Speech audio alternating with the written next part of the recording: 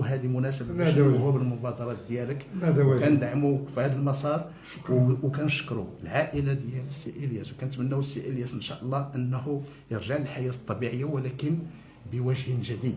كيشرفنا بالمناسبه انه الان من بين اكبر المؤثرين على مستوى ديال القاره الافريقيه. نتمناو ايضا ليه انه يكمل هذاك المسار ديال ذاك الكاس اللي غادي يدار في اسبانيا ان شاء الله، واللي هي ايضا واحد الحاجه اللي كنفتخروا بها. ونتمناو انه هذه الكبوه التي وقعت ان نستخلص منها جميعا الدروس التي يجب ان تستخلص من اجل رفعه الوطن، هذا الوطن الذي يجب ان نفتخر به جميعا، لان الحمد لله جلاله الملك وجميع القوى الحيه في الوطن راه تيخدموا بليل ونهار باش انه الرفعه ديال هذا الوطن، وخصنا ايضا كمواطنات ومواطنين نكونوا الى جانبهم. وكنشكركم بزاف وسائل الاعلام الجاد.